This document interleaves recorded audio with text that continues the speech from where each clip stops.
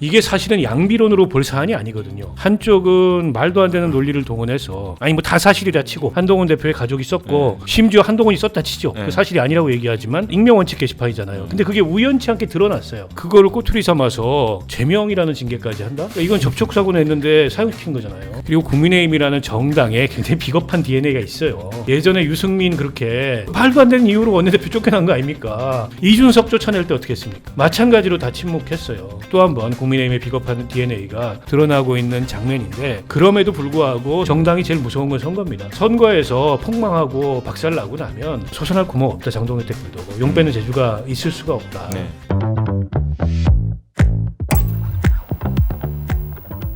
지금 이제 그래서 어쨌든 오늘이 되게 중요한 분기점인 게 내일 이제 오늘 장동혁 대표가 이제 장모에 복귀를 하고 내일 최고위원회의가 열리는데 이 최고위원회의에서 그래서 한동훈 제명 윤리위가 한동훈 제명해 주십시오라고 한 걸 최규가 땅땅 의결을 해야 이제 컨펌이 되는 거예요.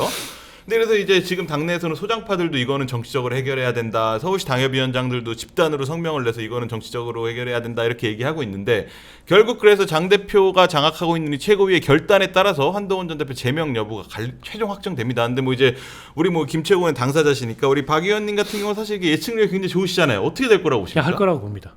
그러니까 이달을 안 넘길 거다. 아, 이달 안에 그냥 땅땅 해서. 그리고 본인들은 그게 국면 전환이라고 생각할 거예요. 때문에 이게 악재다. 한동훈 문제로 계속 뭐 하니 많이 뭐 해야 되느니 말아야 되니 당의 의견이 분분한 게 악재고 끊어버리고 가겠다.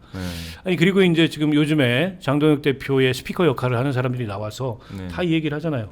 김재원 최고위원도 얘기를 그렇죠. 하고 있고 그에 대해서 이제 당 내부가 어떻게 반응할 건지는 모르겠어요. 어쨌든 반발은 있겠죠. 그 당내 소장파 의원들도 그렇고 또 당협위원장들도 그렇고. 근데 그러면 여기서 갈라설 거냐 배수진을 치고 장동혁을 쫓아내든 아니면 당을 결단내든 그렇게까지 갈까 모르겠어요. 그러니까 저는 이게 사실은 양비론으로 볼 사안이 아니거든요. 한쪽은 말도 안 되는 논리를 동원해서 아니 뭐 다 사실이라 치고 한동훈 대표의 가족이 썼고 심지어 한동훈이 썼다 치죠. 그 사실이 아니라고 얘기하지만 근데 익명원칙 게시판이잖아요. 근데 그게 우연치 않게 드러났어요. 근데 그거를 꼬투리 삼아서 제명이라는 징계까지 한다?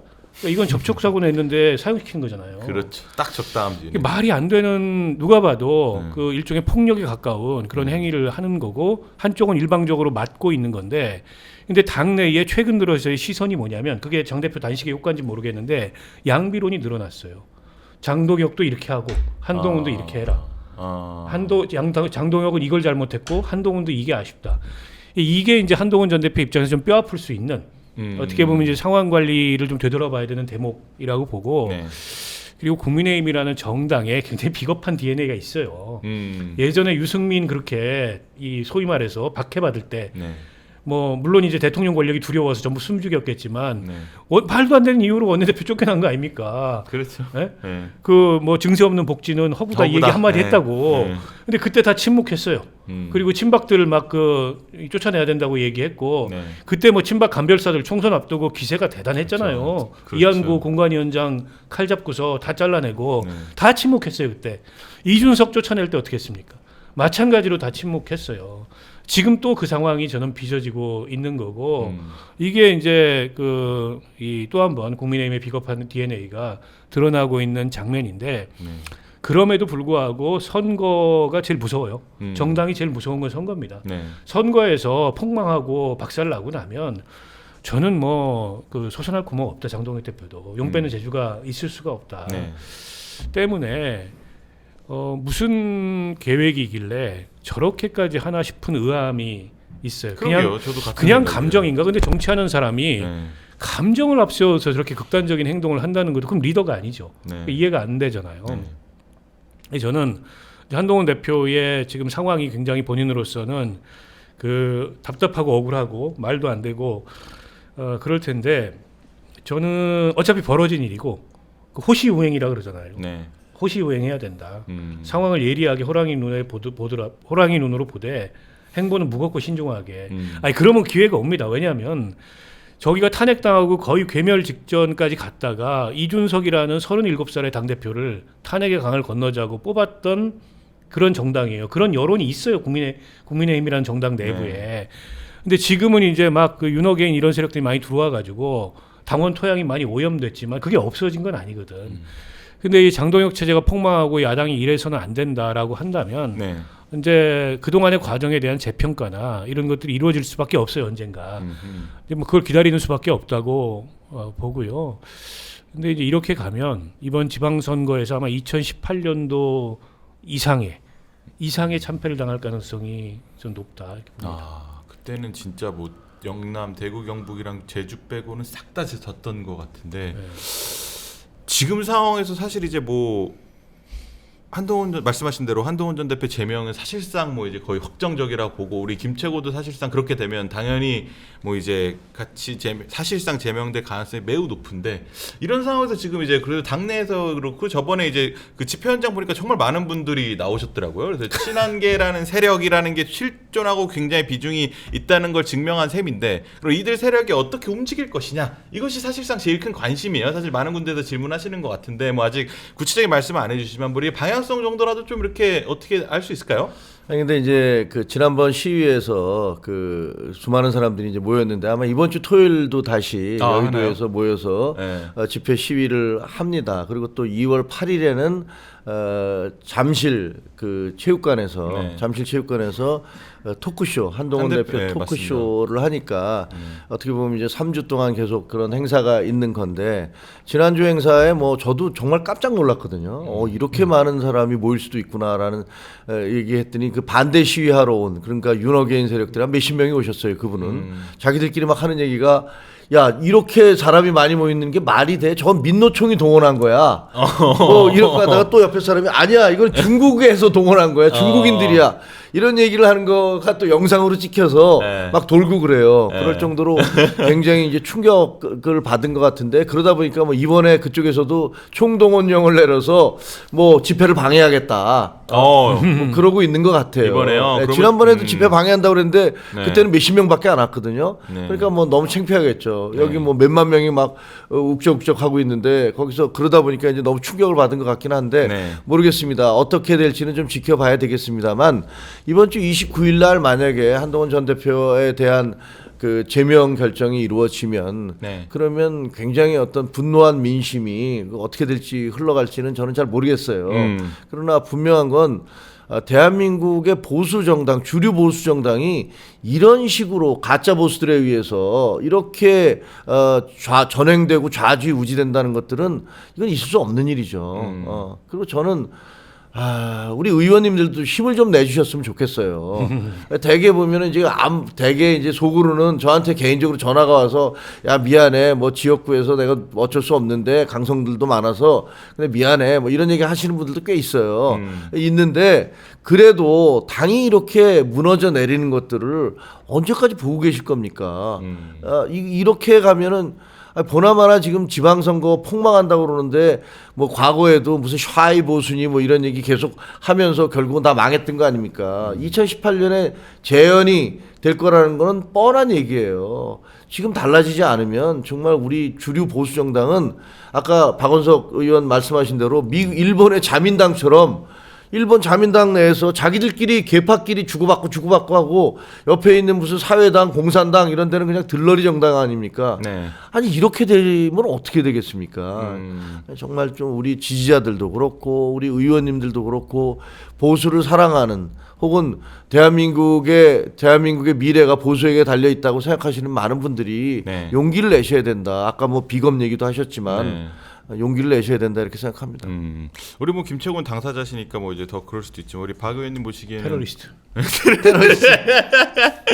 사실상 이게 한동훈 제명이 되면 한동훈 당 사람이 뭐 가처분을 물론 하겠지만 뭐 이제 당 사람이 아닌 게 되는 것이고 뭐 친한계란 세력은 구심점을 잇는 것이고 뭐 이제 안 그래도 어제 그래서 고동진 의원도 뭐 이제 막 뭐 되게 이게 의원총회에서 이제 한동훈 전 대표 제명을 주장하는 당협위원장 목소리에 대해서 막 뭐 되게 강력히 반발하고 뭐 이런 거에 대해서 또 송원석 원내대표가 또 경고하고 막 뭐 이러면서 또 내용이 불거졌었는데 이게 이렇게 되면 뭐 한동훈이란 구심점이 당에서 사라지고 제명이 된다면 국민의힘 입장에서는 사실 이제 공천 과정에서도 친한계에 대해 공천 진리가 전혀 별데 없고, 그러면 이제 뭐 참 친당권파 위주로 공천이 쫙 깔릴 거고, 그럼 강성 세력들이 높아질 거고, 그런 지방 세력의 승산은 더 낮아지고, 뭐 이제 이럴 가능성이 굉장히 높다는 걸 다 알고 있는데. 근데 이제 모르긴 몰라도 네. 장동혁 대표는 아마 이제 한동훈 제거 이후에는 네. 약간 태세 전환을 할 가능성이 맞아요. 있어요. 아, 또 노선 전환을 할 건가요? 내가 좀 확장하겠다. 음. 그리고 내가 어쨌든 그 공천도 네. 그리고 인물 영입도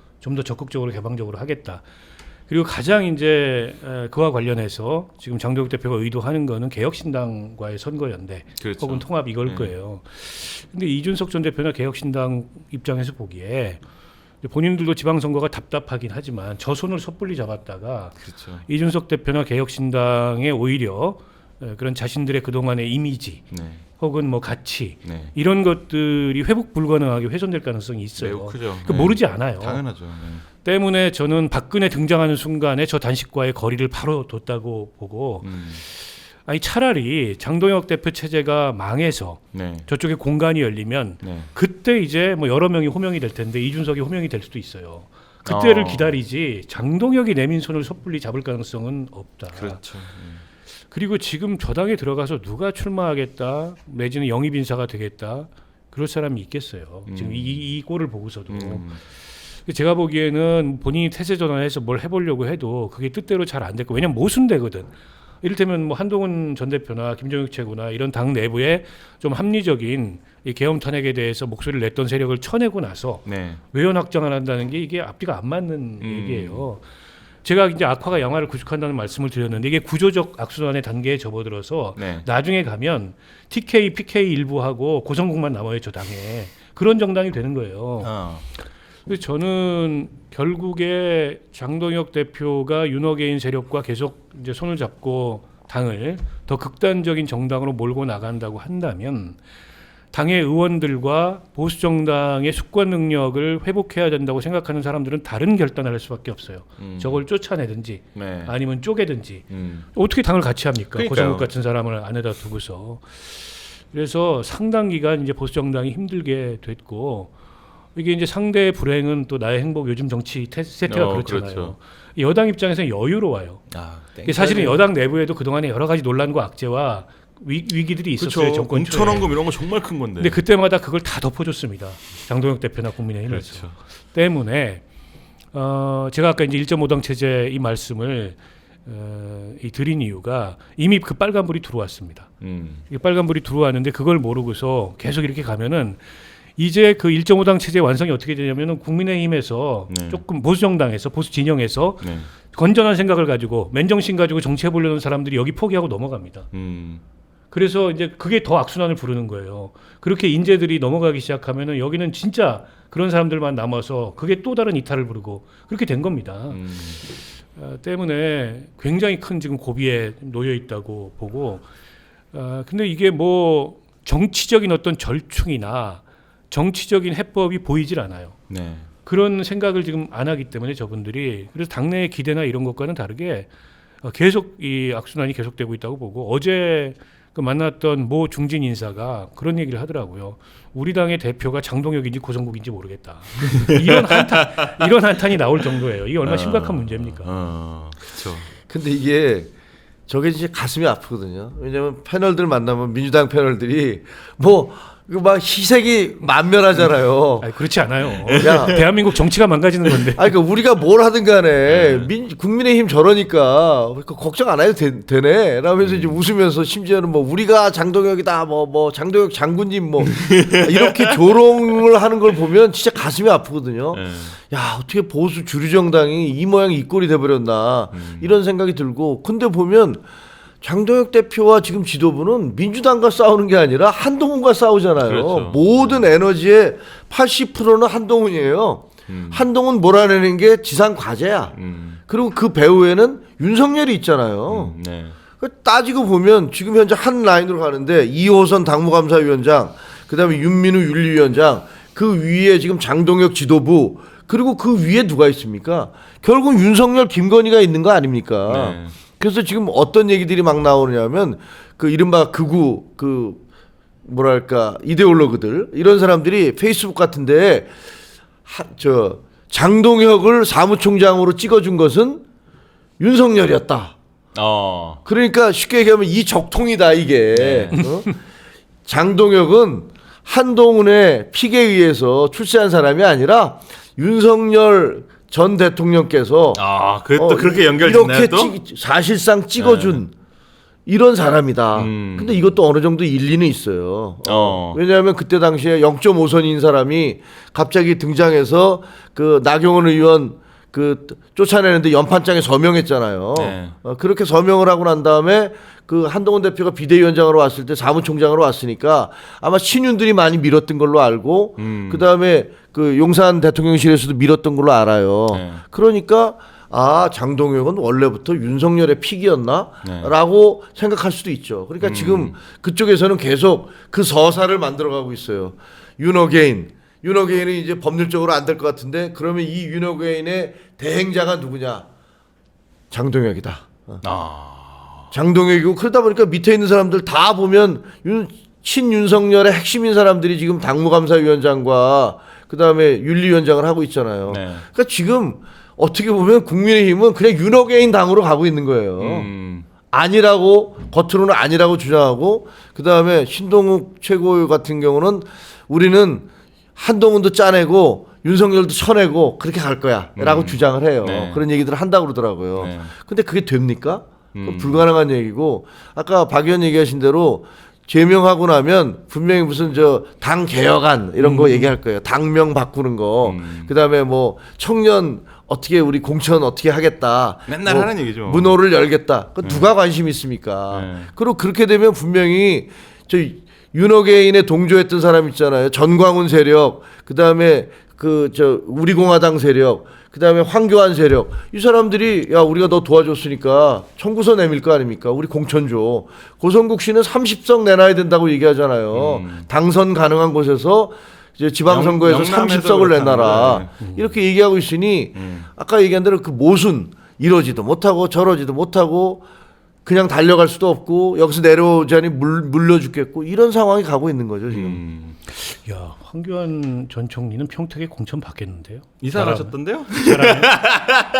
미리 가가지고 지금 이제 자리 싸움 하는 거 아닌가 싶어요. 우리가 황교안이다 그랬어요. 그러니까. 당 대표가 그러니까. 장동혁 대표가 우리가 황교안이라고 당원들 앞에서 외쳤습니다. 그러면 황교안 씨가 가서 평택에서 출마하면 우리 당원들은 가서 황교안 씨 지금 우리가 황교안이다 하면서 선거운동 해야 될 거 아닙니까? 지방선거 전에 이쪽도 덧셈 정치 통합하겠다. 그래가지고 황교안 통합해가지고 공천 받겠다. 아니, 그런 얘기 할 수 있어요 지금. 그렇죠. 아무래도 이제 박근혜 전 대통령이 등장해서 단식이 중단했으니까 이거에 대한 청구서를 또 이제 내밀 가능성이 높긴 하죠.